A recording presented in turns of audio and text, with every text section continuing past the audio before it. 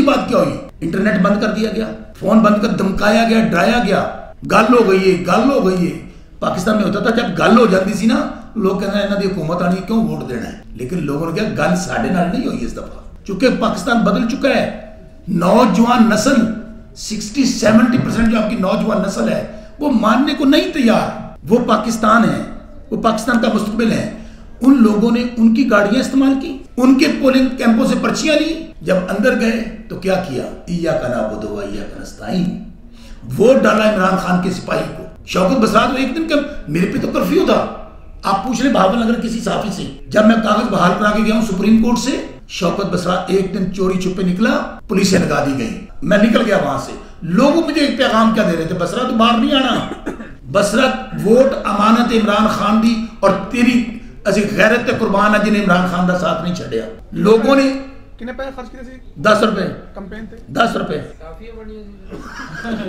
میں آپ کو جو بات کر رہا ہوں یہ حیران کن ہو، اور میرے مد مقابل یہ جو ٹولہ ہے اعجاز الحق جس کے اوپر 2 ارب کی منی لانڈرنگ ہے، یہ حقائق بھی آپ کو بتاؤں گا کس طرح اسی پریس کانفرنس میں کروڑوں روپیہ لگاتے ہیں۔ دوسرا گروپ نون لیگ والا کروڑوں روپیہ لگاتا ہے، تو شوکت بسرات لوگ کی کہندے نے ساڈی جان آن مال اولاد قیدی نمبر 804 پہ قربان، شوکت بسرات تیرے پہ قربان، جس نے عمران خان کی پیٹھ میں چھرا نہیں گھونپا، تو دودھ پینے والا نہیں تو خون دینے والا ہے، تیرے ساتھ جئیں گے تیرے ساتھ مریں گے۔ تو آپ مجھے بتائیں میں علاقے کے لوگوں کو کس طرح سودا کر دوں، کس طرح میں عوام کی بات آپ تک نہ پہنچاؤں؟ کوئی شرم ہوتی ہے، کوئی حیا ہوتی ہے جو ان میں نہیں ہے۔ کالا کوٹ اس نے پاکستان بنایا، کالا کوٹ پاکستان کے آئین اور قانون کا محافظ ہے۔ ان کو تکلیف، ان کو کوئی سوال کہیں یہ بتا دیا مجھے آپ نے، کوئی صحافی نے ان کو سوال نہیں کیا کہ یار وہ تو کہہ رہے ہیں وہ فارم 45 نکال کے دکھا دیتے، وہ آپ نے ان سے یہ نہیں سوال کیا کہ یار وہ فارم 45 ہے آپ کے پاس؟ ویسے میں سنے ہیں وہ آرڈر تے تیار ہو گیا ہے، گواہ غصہ کر جاتے ہیں۔ تو پھر یہی دلیل ہے، جب آدمی گالی دیتا ہے، اونچی زبان میں بولتا ہے، اس کا مطلب اس کا دلیل ختم ہو گئی ہے اس کے پاس۔ اس پاکستان کے لیے ہماری ماؤں بہنوں بیٹیوں نے قربانیاں دی ہیں، اس کے اندر رہ کر جنگ لڑیں گے۔ بلوچستان میں اس وقت جو حالات ہیں وہ سب کے سامنے ہیں، انسرجنسی پہ جا چکا ہے۔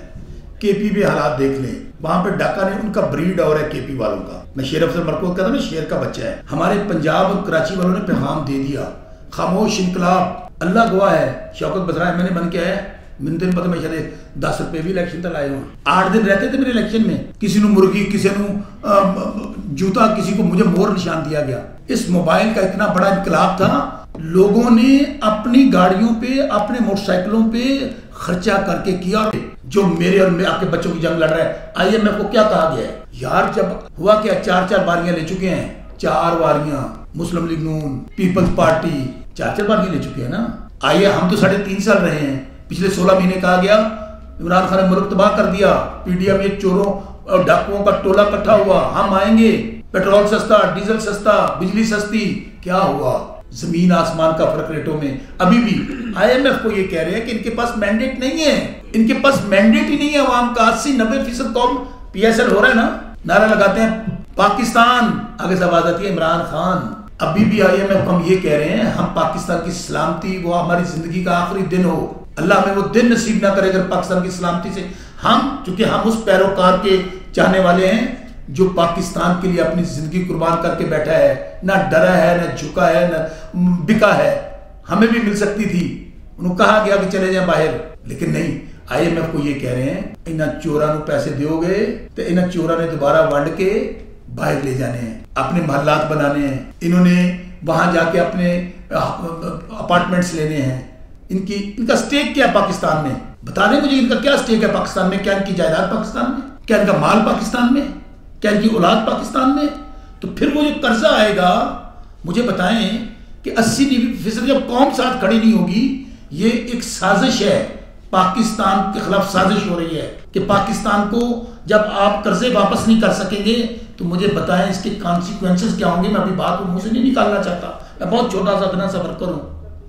جب کوئی قوم، جدو میرے بھرا نے میرے کو قرضہ لیا ہو، میری بات سنیے میرے بھائی نے، آئی ایم ایف کو سوال کیا نا، میرے کو تو لیا ہوگا نا 100 روپے 10,000 روپیہ، زمینی نہ دو گے تو آخر تک پیچھا کروں گا، پھر آپ اپنا گھر بھی گروی رکھیں گے، پھر پتہ نہیں کیا کیا گروی رکھیں گے۔